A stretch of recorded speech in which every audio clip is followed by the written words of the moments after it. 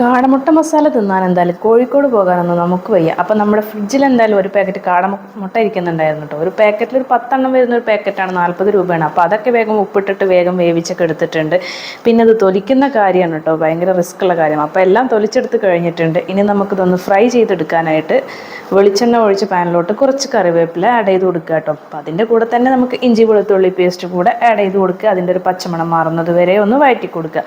പിന്നെ മുളക് പൊടിക്ക് പകരം നമ്മൾ കാശ്മീരി ചില്ലിയാണ് ചേർക്കുന്നത്. പിന്നെ നമുക്ക് ചിക്കൻ മസാല, പിന്നെ എരിവിന് വേണ്ടിയിട്ട് കുരുമുളക് പൊടിയാണ് കേട്ടോ ചേർക്കുന്നത്. പിന്നെ ആവശ്യത്തിനുള്ള ഉപ്പും കൂടെ ചേർത്തിട്ട് നമ്മുടെ കാടമുട്ട ഇതിലോട്ട് ആഡ് ചെയ്ത് കൊടുക്കുക. അപ്പോൾ ഏകദേശം അത് റെഡിയായി. ഇത് കുത്തി തിന്നാനുള്ള ടൂത്ത് പിക്ക് നമുക്ക് വല്ലവരും ഉണ്ടാക്കിയത് വേണ്ട, വീട്ടിൽ തെങ്ങുള്ള കാരണം തന്നെ നമ്മൾ ഈർക്കിൽ വെച്ചൊരു ടൂത്ത് പിക്ക് റെഡിയാക്കി എടുത്തിട്ടുണ്ട്. അപ്പോൾ സംഗതി എന്തായാലും സെറ്റായിട്ടുണ്ട്. അപ്പോൾ ഷാനനെയാണ് ടെസ്റ്റ് ചെയ്യാൻ വിളിച്ചിട്ടുള്ളത് കേട്ടോ. അപ്പോൾ എന്തായാലും വീഡിയോ ഇഷ്ടപ്പെട്ടാൽ ഒന്ന് ലൈക്ക് ചെയ്യാൻ. നെക്സ്റ്റ് വീഡിയോയുമായിട്ട് വരുന്നത് വരേക്കും ബായ്.